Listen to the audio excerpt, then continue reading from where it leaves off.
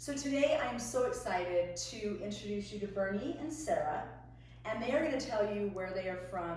You've already heard the letter from someone that submitted to Dear.Rach, and they were telling about their frustrations of maybe moving to a new culture, to a completely different country, and some of the adversity that you'll face when you go somewhere new. And I know that no matter where you move, it's going to be a little bit difficult, but I think culture-wise, I think it is a little bit of a shock to move to the United States after knowing one way of life. And so I'm going to let them talk about that for just a minute. So Bernie, when you moved here, how old were you when you moved to the United States? Well, I was born in Houston and I left when I was 6. And then I did moved to Venezuela, and then I came back when I was 17. And I've been here ever since, now 20 years. So high school and everything was in Venezuela? It was all in Venezuela, yes. So Sara, how long have you been in the United States? I've been here 30 years. When I came to the US, I was about 34. And I brought my girls with me. They were 8 and 9. And we've been here since then. You know, it was a good experience. I wanted to come to the US to give the girls a better education. But I struggle a lot with the fact of the culture that we have versus what American girls do, like they spending the nights and stuff. For me, it was like, no, we don't do that. And you can have your friends come over. That way I have control of what's happening, you know. It was always trying to be protected because it was certain things that didn't really agree with me, but so far so good. So first of all, 30 years, it's been all right. What is the biggest thing that you noticed when you moved to the United States as far as culture? I know food is a big shock because you're introducing your food to it. I think that the biggest thing I've noticed is when my daughter went to Europe this past year, and she was explaining the food. We're big foodie people, and so I know the food that we try to duplicate it, but it's not the same. So what would you say is the differences just in that part of the culture in the food alone? Wow, it's huge. I mean, well, first, people tend to assume that because you're Spanish speaking or from Latin America that you like spicy food. And so that's an assumption. I'm guilty. So we don't eat spicy food in Venezuela. You can have Tabasco or something on the side, but I would not make fun of, but be like, well, I would say, oh, that's too spicy. You're Latin, you're supposed to like spicy food. No, that's if you're from Mexico, they like spicy food there, but most of Latin America, we don't eat spicy food. So that was one misconception I always had to clarify, no, I guess we're bland, we don't eat that kind of stuff. And Venezuela is a country of immigrants. My father was from Portugal. You know, there's so many Spaniards and Italians, so we have a very broad culinary culture, yeah. So even Americans, we have so many Americans. We know all the food Americans eat, but our roots are from Spain, and the Indians mix combination of all of that. We create our special dishes, which are different as our roots culinary culture. What is your signature dish? Well, we use corn a lot. We use corn, and with corn we can make arepas, which is like it's like a cornmeal. I love cornmeal. Yeah. And we I also have those in Houston. Yes, Yeah. we have a lot of The national dish is called pabellón, and it's basically shredded meat, which in Puerto Rico they call it ropa vieja, I believe. in Cuba. In Cuba too, with black beans and rice and plantains. So that's the national dish. That's a bit right. But we're in the Caribbean, so a lot of Puerto Rico, Cuban, Venezuelan food Dominican tends to kind of blend a little bit. They may put their little twist, but it's very similar in some of the things. Yeah. So another thing that is a stereotype I think that you get a lot. Both of you sitting here, you're very dark complected, dark eyes. Which I would automatically assume, oh yes, that makes sense. You're Venezuelan. But when you look at Bernie, she's very light eyes, green eyes. I'm a reverse Oreo. So she's the reverse. But I think that's just it's so we put these stereotypes around on. But are people that look like you common in Venezuela? Yeah. because My mother is like her. there's blue so many eyes Europeans that came from the war. Yeah. From my dad's side, French. From my mom's side, Portuguese. So we do have a lot of fair skinned people, but there's a big mix. That's what we were saying earlier. That I mean, skin color has really never been an issue because you have so many people from so many different places that it was never even a topic of any conversation. It just didn't happen. No, it just didn't happen. I mean, yeah, again, you were more judged based on your job, your social economical situation. Are you rich or are you poor? They have and they have not. What school do you go to? It's not great. So the school did depend, like where they went to school was very much based on where they stood economically. Right. Yes, public school or like in my case, I grew up going to Catholic school. Right. And that cost money. It was a private school, so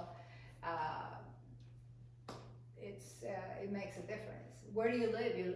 What area of the town you live? You know. Right. Isn't it funny the stigma that's attached though to money? I know that still to this day I struggle, like, you know, talking about money because it makes me feel uncomfortable. Right. Like whether you have it or you don't, it makes you feel very uncomfortable. Like you either feel entitled if you do have it, or you feel like, you know, less than if you don't have it. I think it's just something that's like that. At least that's universal, I believe. Well, so talking about one of the shocks when I first moved to the U.S. I mean, I was 17. I remember in Venezuela talking about money and salaries and everything. It wasn't as taboo. Here, more than one time, innocently ask you, well, oh, you have this. How much do you make? And they would get offended, and then somebody had to tell me, Bernie, you don't ask that question. You don't ask. I'm like, okay, That's lesson private. learned. Yeah, I never like ask that, or again. how much a woman weighs, you just don't ask. Right. It's like, no, Bernie, you can't. Oh, got it. Check. I won't do it again. Right. It's a cultural thing. You just have to be sensitive to those things. One thing that I would say when I would come visit my cousins, because they moved before I moved back, they were living here, and I remember my cousins not letting me speak Spanish around their friends. Like they did not want her friends or their friends to know that we were Latin. Like tying it back to the letter, I mean, this is more than 20 years ago. Now I think it's a badge of honor to speak another language. I mean, we have, my daughter's going to an immersion program in Farmington, and now we seek for the kids to have, you know, multiple languages, where 20 plus years ago, it was a stigma. I don't think that's a stigma anymore. I think it's more celebrated, and especially here in Utah, because so many members of the church go on missions and stuff, so you want to have them that knowledge of different cultures, so when they do go into their missions, they have an idea, right? I mean, I'm not part of the church, but I can see that being a benefit.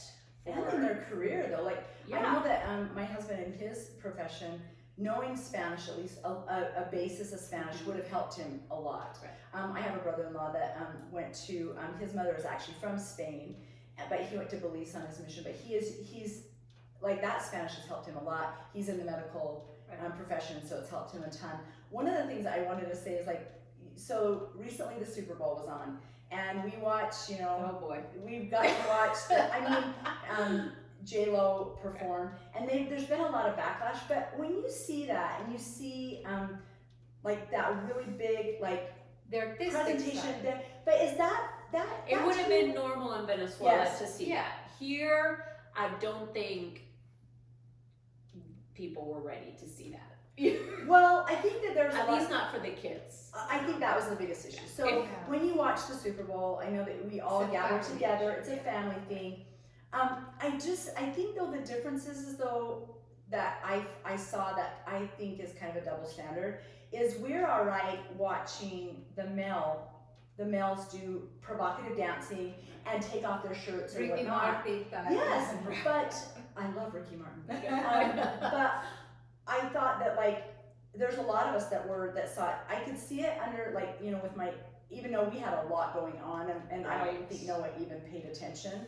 But I also think like little girls would pay attention more than little boys. So I'm Latin. I grew up seeing what they call vedettes in TV, were short, dancing, shaking.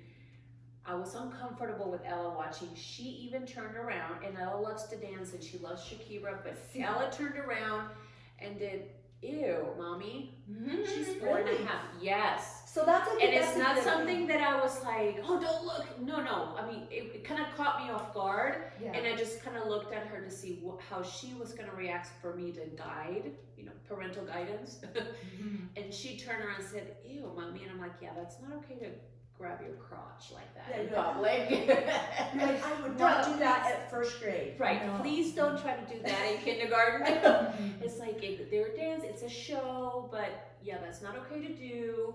And then immediately she kind of, as any kid, attention span, right? Squirrel, and started dancing again. But it caught me off guard. I wasn't ready for that. Now, if I'm paid to go see Shakira and J-Lo at a concert and they're doing that, I'm like, you go, girl. Yeah, 50 never looked better. Woohoo! So I think that was part of the letter. Finish. That was part of her letter saying, Yeah. I don't think that when you automatically assume that that's a native dance somewhere, that you're going to get the Shakira J-Lo halftime performance. But the shaking and the moving of the hips and the voluptuous bodies, I think that is very common, and I think that is very beautiful. I think that they're like, just like we go to Hawaii and we watch them hula dance, would it be weird if I don't think it should be weird. I think you should bring your culture and I think that's what the letter was saying, into your foods, your culture, and be able to bring something to the plate that maybe other people haven't seen. And I think that that's the beauty of one of the things that when we go to New York, my husband's corporate office is back east, and on the subway, you will see literally 20 to 30 different authenticities, like ethnicity. Yes. And that's a hard one to say. It is a hard one to say. And it's almost like refreshing to me. It's refreshing to me that nobody's sitting there turning around or looking, and I'm like, for a minute you're just thinking, this really is the American dream. This really is the melting pot. This really is what, integration. Integration. It is what we seek and what we wanted to do. And so I know that with politics, it's a huge thing right now. And I don't ever like to get into those discussions, but I also think that it's the way that you feel rather than your political state. If you are a kind person and you make that standard to be kind to everyone in the human race, I think that you can only learn. Listen and learn what they have to teach us. When my granddaughter was small, was a little girl, she's 22 now, we used to go to her school and I talked to her in Spanish or talked to my daughter and she complained. I said, why does grandma always have to be speaking Spanish? I said, in Spanish, I tell her, because I want you to grow up learning. Now she's 22, she speaks good Spanish and she's enjoying all the food. I said, you need to stand up for what you believe, and you having a second language, it's like having a college degree. You have your career and you have your language. So you have a double dipping college degree and a second college degree that can take you further than others. It's like going the extra mile doing things. That's what defending your language and defending your culture and being proud of and it doesn't make you any less, it doesn't make you any less American. I believe red, white, and blue. Absolutely. My soul is very much Latin. Yes.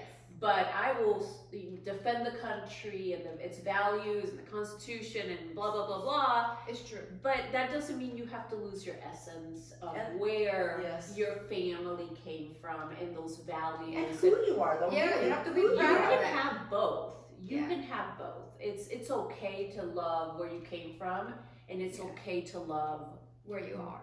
The U.S. and everything that it has to offer. It's okay, And for her to teach her daughter and bring that culture, I don't think that's that stigma anymore. I think we're past that. And whoever is stigmatizing her, and that's their problem. Right, it's on them. It's on them. Yeah.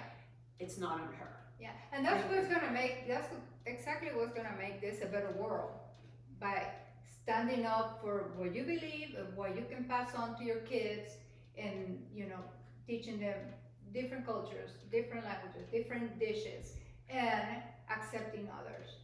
I agree. One last thing I wanted to ask you is if you were to give any advice to somebody relocating, and one of the hardest things, what you stumbled with moving, I think it's different per state because I struggled with Utah, but what would you say just has been your hardest hurdle, your biggest hurdle? It's been feeling that I've had to hold back because feeling that I'm going to be judged because I'm not part of the church. So the church that we in Utah, we live in the Church of Latter-day Saints, the Jesus Christ of Latter-day Saints, and that's Mormon is the known culture that is here. And so when you are an outsider moving into Utah, it is very difficult because I think that we've talked before when you feel like that you are you are staunch in what you believe in, and you've grown up, and and then somebody wants to push a new way of life on you, and you're like, I'm good, but I still want to be friends and I still want to be neighbors, and that is where you kind of seen where it's not been as close. It's more that I don't want to offend anybody, and I can be loud and sometimes use colorful language, and maybe the things that I say maybe taken the wrong way. But I also like to be sensitive to people's feelings, and I don't want to offend anybody. So having to always hold back. Oh, am I gonna offend? Am I gonna offend? Maybe that's on me. I should just not care.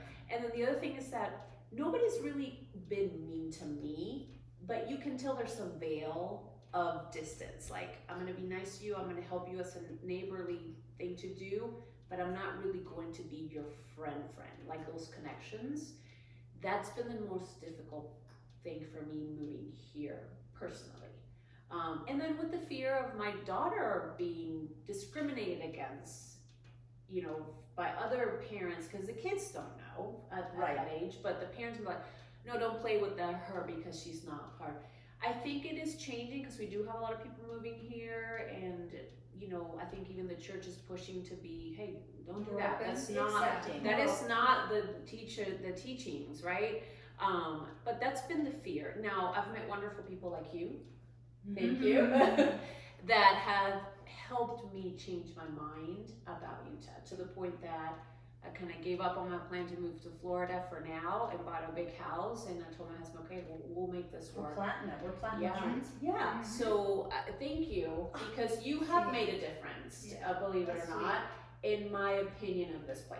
That is so sweet. Thank you so much. I think that one of the things that is the biggest thing for me is that no matter what you believe in, and I really don't care. I don't care what you believe in.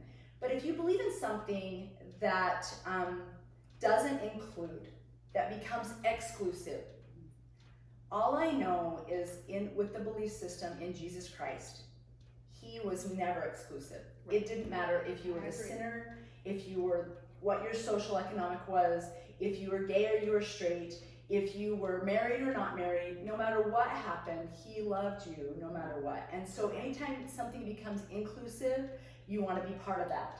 When it becomes exclusive, it's a red flag. And so I think that the language that we just want to profess over and over again is everyone, like I always say, let there be no empty seats at my table.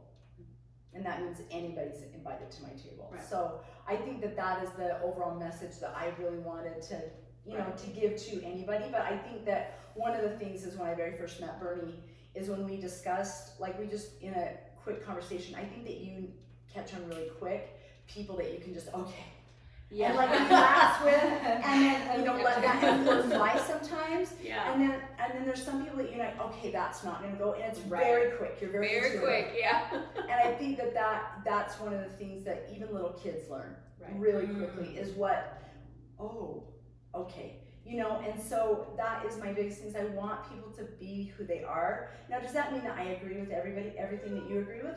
But just like Ellen says, I don't need to agree with every single thing that you believe in for you to be my friend.